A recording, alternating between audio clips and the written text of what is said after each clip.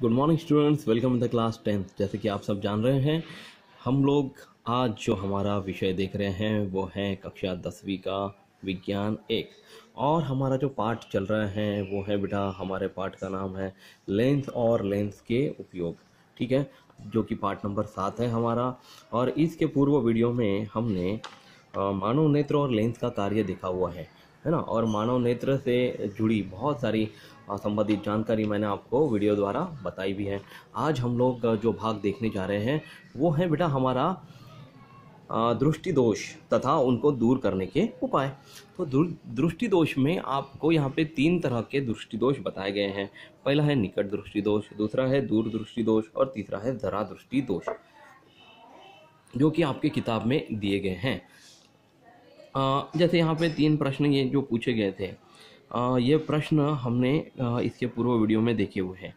आज हम लोग जो दृष्टि दोष और उनके दूर करने के उपाय देखने वाले हैं, उनको इंग्लिश में defects of vision and their corrections भी बोला जाता है। ठीक है, मतलब हमारे देखने में या फिर हमें स्पष्ट रूप से न दिखने में क्या प्रॉब्लम होते हैं या फिर उनको दूर करने के लिए क्या उपाय किए जाने चाहिए, यह सब चीज़ें आपको यहाँ पे बताई गई है। हाँ, ये आकृति द्वारा भी आपको ये बहुत अच्छे से समझ में आ जाएगा। ठीक है, तो पहला देखते बेटा, जैसे कि निकट दृष्टि दोष के पहले यहाँ पे बताया गया है कि कुछ व्यक्तियों में नेत्र की समायोजन शक्ति कम होने के कारण व्यक्ति को वस्तु सुस्पष्ट नहीं दिखाई देती। मतलब बहुत सारे कुछ व्यक्तियों में या फिर बहुत सारे व्यक्तियों में आपने देखा होगा कि वस्तु स्पष्ट नहीं दिखाई देती, तो उनको फिर चश्मा या ऐनक लगा के वो देखते हैं तो उनको वो चित्र स्पष्ट दिखाई देता है या फिर कोई वस्तु स्पष्ट दिखाई देती है। तो नेत्र के इस अपवर्तन या दोष से दृष्टि धुंधली व अस्पष्ट होती है। सामान्यतः दृष्टि के 3 अपवर्तन दोष है। मतलब देखिए बेटा कि किसी व्यक्ति को सुस्पष्ट नहीं दिखाई देना, इसका ये मतलब होता है कि उनको नेत्रों द्वारा किसी वस्तु को देखने में अपवर्तन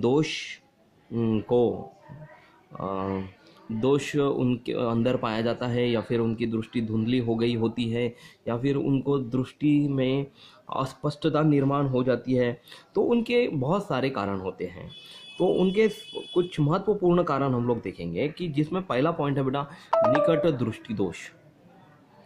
ये देखिए, ये जो निकट दृष्टि दोष हैं, जिसको हम लोग नियर साइटेडनेस या मायोपिया भी कहते हैं।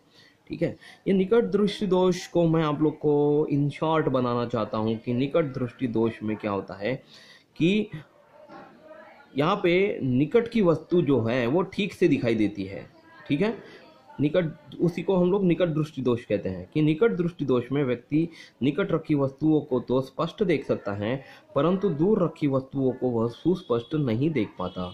अर्थात नेत्र का दूरबिंदु अनंत दूरी पर न होकर वह निकट होता है।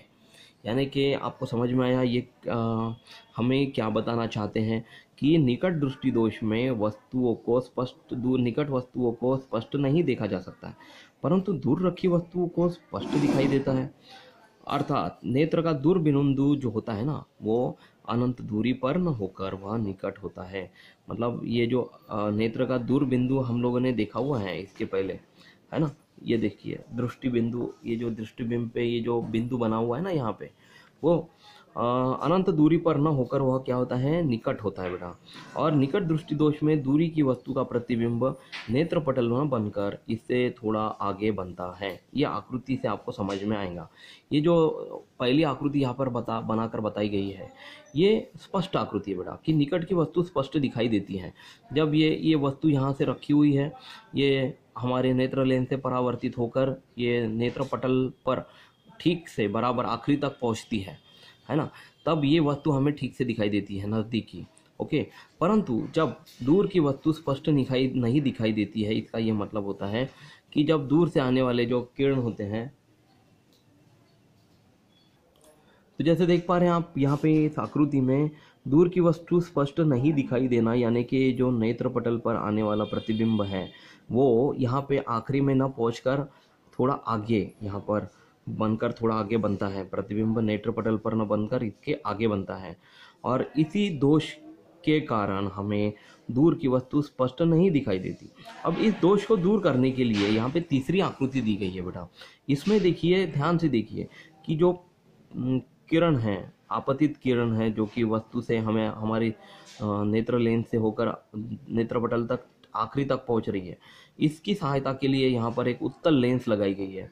यानी कि उत्तल लेंस क्या कर रही है, वो दृष्टि को मतलब किरणों को, प्रकाश किरणों को वहाँ मतलब लेंस तक पहुँचा के नेत्रपटल तक पहुँचाने में आपकी मदद कर रही है। और यही अवतल लेंस जो है, ये सॉरी मैंने उत्तल लेंस कहा बेटा, ये जो अवतल लेंस है, ये अवतल लेंस का उपयोग करके ही ये किरणों का अपसरण होता है, और अपसरण होने की वजह से वो एकत्रित दूर जाके एक जगह पर आ जाती है। उत्तल लेंस से जब ये परावर्तित हो रही है तो ये एक जगह पर आ रही है अपवर्तन होने के बाद, और ये हमें नेत्रपटल पर ठीक से पहुंचने की वजह से हमें उस आकृति को स्पष्ट देखने में ये अवतल लेंस हमारी मदद कर रहा है। तो ये है बेटा निकट दृष्टि दोष का निराकरण, यानी कि निकट दृष्टि दोष को दूर करने का एक सबसे बेहतरीन उपाय। तो इस दोष के थोड़ा आगे बनता है, दोष के उत्पन्न होने के 2 संभावित कारण हो सकते हैं। इनके 2 कारण आपको यहाँ पे बताए गए बेटा। एक तो कोशिकाओं में या नेत्र गोलक में कुछ गड़बड़ी हो जाती है, तो उस वजह से ये एक दृष्टि दोष निर्माण होता है, या अभिसारी क्षमता कम होने की वजह से। देखिए पहला कारण यहाँ पे बताया गया बेटा कि नेत्र के नेत्र लेंस तथा परितारिका इनकी वक्रता बढ़ने से लेंस की अभिसारी क्षमता अधिक होती है। अभिसारी क्षमता जो होती है ना, वो अधिक हो जाने की वजह से, या परितारिका जो है नेत्र लेंस जो हमें बुबुल कहते हैं ना, उनकी वक्रता बढ़ने की वजह से भी ये दृष्टि दोष, हमारे निकट दृष्टि दोष हमारी आंखों में पाया जा सकता है। या फिर दूसरा कारण यहाँ पे बोला गया है बेटा कि नेत्र गोलक लंबा हो जाने से, ये जो नेत्र गोलक है ना, ये मान लीजिए कि ऐसा लंबा हो गया, पीछे की साइड में झुक गया, तो लंबा हो जाने से नेत्र के लेंस और नेत्रपटल के बीच की दूरी बढ़ जाती है। नेत्र लेंस और नेत्रपटल के बीच की दूरी क्या हो जाती है बेटा, बढ़ जाती है। ये ऐसे पीछे में लंबा हो जाता है, तो उस वजह से भी ये नियर साइटेडनेस यानी कि निकट दृष्टि दोष हमारे आंखों में पाया जाता है। तो उचित नाभ्यंतर वाले अवतल लेंस वाले चश्मे का उपयोग कर इस दोष को दूर किया जा सकता है। अवतल लेंस द्वारा प्रकाश किरणों का अभिसरण होता है। ये देखिए बेटा, अवतल लेंस द्वारा प्रकाश किरणों का क्या हो रहा है, अभिसरण हो रहा है, तथा इस अपसरण के कारण वे नेत्र लेंस तक पहुंचती है। यह अपसरण, इसका यहाँ पे देखिए, अपसरण होने की वजह से ये नेत्र लेंस तक पहुंचती है, और उसके पश्चात नेत्र लेंस के कारण अभिसरण होकर, ये देखिए उत्तल लेंस में ये अपसरण हो रहा था, और ये अवतल लेंस द्वारा ये अपसरण हो रहा था, और जब ये अपसरण होने के बाद ये उत्तल लेंस पर पहुंचा, तो उत्तल लेंस द्वारा इसका एकत्रीकरण हुआ, यानी कि अभिसरण हुआ, और अभिसरण होकर प्रतिबिंब नेत्रपटल पर बनता है। अवतल लेंस का नाभ्यंतर ऋणात्मक होता है। एक बात ध्यान में रखिए कि जिसको भी निकट दृष्टि दोष होगा और उसके अगर यदि चश्मे का नंबर ऋणात्मक होगा, तो ये मान के चलिए कि उसका नाभ्यंतर ऋणात्मक है, तो वो उसमें, उसके चश्मे में, उसके ऐनक में अवतल लेंस का उपयोग किया गया है। इसलिए निकट दृष्टि दोष के नेत्रों के लिए ऋणात्मक शक्ति के चश्मे का उपयोग करते हैं। दोषों के परिणाम अनुसार विभिन्न आँखों के लिए अवतल लेंस की शक्ति भिन्न भिन्न होती है। मतलब देखिए बेटा, ऋणात्मक शक्ति का चश्मा हमें लगेगा निकट दृष्टि दोष के लिए, और दोषों के परिमाण जो हैं, मतलब ये बात आप ध्यान में रखिए कि हमारा चश्मा दूर की दृष्टि, निकट दृष्टि दोष मतलब दूर का नहीं दिखना, ठीक है, तो यही दोष हमारे किसी मित्र में भी हो सकती है, तो उसके नेत्र की रचना अलग होगी। उस वजह से हमारा जो चश्मा होगा वो उस हमारे दोस्त को अगर हमने दिया पहनने के लिए, तो उस दृष्टि दोष को हमारा चश्मा दूर नहीं कर सकता है, क्योंकि हर दोषों के परिणाम अनुसार भिन्न भिन्न आंखों के लिए अवतल लेंस की शक्ति भी भिन्न भिन्न होगी। मतलब उसके चश्मे का नंबर कुछ अलग होगा, आपके चश्मे का नंबर कुछ अलग होगा, इसलिए सभी आंखों के लिए अवतल लेंस की शक्ति भी अलग अलग होगी, यहाँ पर आपको बताया गया है बेटा। ठीक है, अब हम लोग चलते हैं हमारे दूसरे दृष्टि दोष की तरफ, वो है दूर दृष्टि दोष। ठीक है, जिसको हम लोग फार साइटेडनेस या हाइपरमेट्रोपिया भी कहते हैं। तो यहाँ पे ये जो दोष है, इस दोष को किस तरह से दूर किया जा सकता है और ये दोष क्या है, इसके बारे में हम लोग अच्छे से जानकारी प्राप्त करेंगे। तो देखिए, यहाँ पे ये जो आकृति दी गई है, ये आकृति आपको मददगार साबित होगी इसको दूर करने में। तो यहाँ पर बोला गया है कि इस दोष में व्यक्ति दूर की वस्तुओं को स्पष्ट रूप से देख सकता है, परंतु पास की वस्तुओं को सुस्पष्ट नहीं देख पाता। ये समझ में आप लोग को, दूर दृष्टि दोष का मतलब होता है कि दूर की वस्तु ठीक स्पष्ट दिखाई देना परंतु पास की वस्तु को स्पष्ट नहीं देख पाना।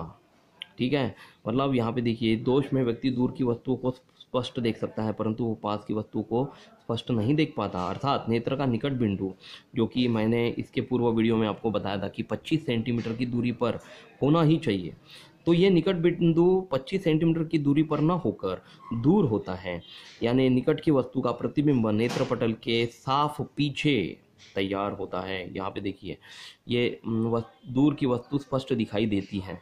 ये देखिए, ये जो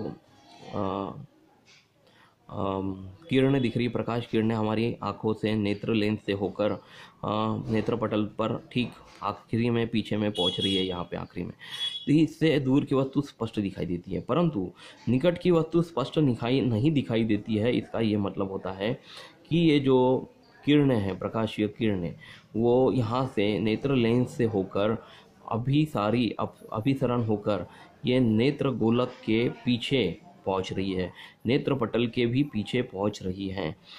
तो ये नेत्र पटल के पीछे तैयार होने की वजह से ये दूर दृष्टि दोष उत्पन्न होता है और इस उत्पन्न होने के दो संभावित कारण यहाँ पे बताए गए हैं। ये देखिए बेटा, यहाँ पे आपको इसको दूर करने का उपाय बताया गया है। इसके कारण मैं आप लोग को थोड़ी देर में बताऊंगा, लेकिन दूर करने का उपाय यहाँ पे उत्तल लेंस दिया गया है। उत्तल लेंस के चश्मे का अगर हमने उपयोग किया तो उत्तल लेंस द्वारा ये जो प्रकाशीय किरण है इनका अभिसरण होकर और ज़्यादा अभिसरण होकर दूसरे नेत्र लेंस द्वारा वो नेत्र पटल के आखिरी तक पहुंचाई जा सकती हैं और हमें प्रतिबिंब स्पष्ट दिखाई देता है। तो यहाँ पे संभावित पहला कारण बोला गया है कि नेत्र के लेंस तथा परितारिका की वक्रता कम होने से लेंस की अभिसरण क्षमता कम होती है।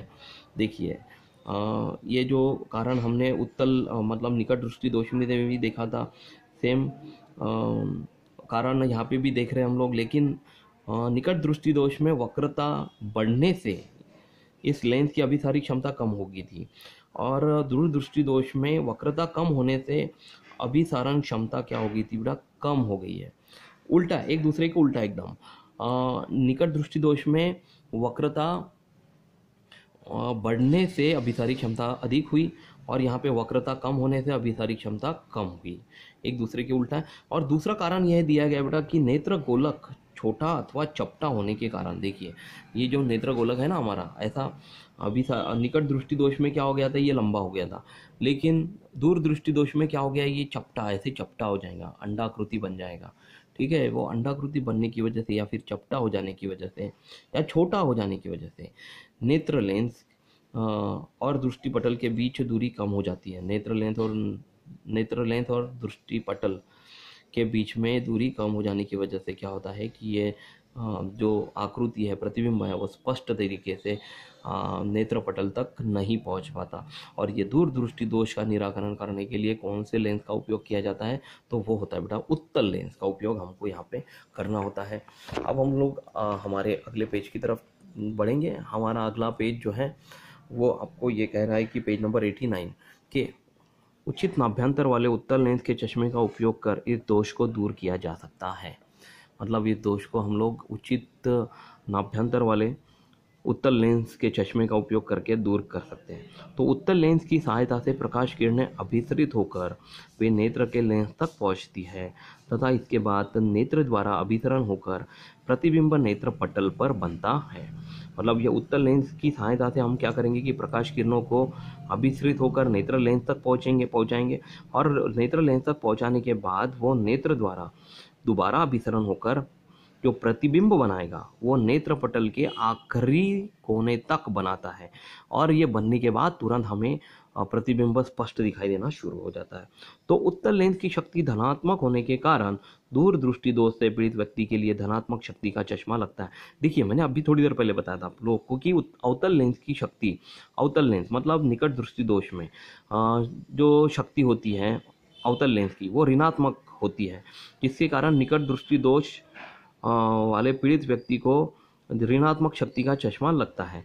वही यदि हम लोग उत्तल लेंस की अगर बात करें तो उत्तल लेंस की शक्ति जो होती है वो धनात्मक होने के कारण दूरदृष्टि दोष से पीड़ित व्यक्ति के लिए धनात्मक शक्ति का चश्मा यहाँ पे लगेगा। और यहाँ पे जो भी चश्मा आपका बनेगा वो उत्तल लेंस से बना हुआ चश्मा होगा बेटा। नेत्रों के दोषों के अनुसार विभिन्न आंखों के लिए उत्तल लेंस की शक्ति भी भिन्न भिन्न होती है। मान के चलिए कि आपके मित्र को दूरदृष्टि दोष हुआ है ना, जिसको दूर की वस्तु ठीक से दिखाई देती है, निकट की वस्तु ठीक से नहीं दिखाई देती। सेम आपको भी वैसे ही दोष है। तो फिर आप क्या करेंगे कि दोनों आप एक दूसरे के चश्मे बदल नहीं सकते, क्योंकि उसकी आंखों की क्षमता अलग है, आपकी आंखों की क्षमता अलग है, उसका दोष अलग है, आपका दोष अलग है। उसको लगने वाले उत्तल लेंस की शक्ति भी भिन्न होगी, आपको लगने वाली उत्तल लेंस की शक्ति भी भिन्न होगी। इस वजह से विभिन्न आंखों के लिए विभिन्न शक्ति के उत्तल लेंस का ही उपयोग किया जा सकता है। परंतु यदि आप लोग ऐसा कुछ करते हैं तो उससे आप दोनों की आंखों की रोशनी में बदलाव आ सकता है और आपकी आंखों में प्रॉब्लम हो सकती है। ठीक है, अब हम लोग चलेंगे हमारे आखिरी तीसरे दृष्टि दोष की तरफ, जिसका नाम है बेटा जरा दृष्टि दोष, जिसको हम लोग इंग्लिश में प्रेस बायोपिया कहते हैं। प्रेस बायोपिया यानी कि ऐसा दृष्टि दोष जो ज़्यादातर वृद्ध व्यक्तियों में पाया जाता है।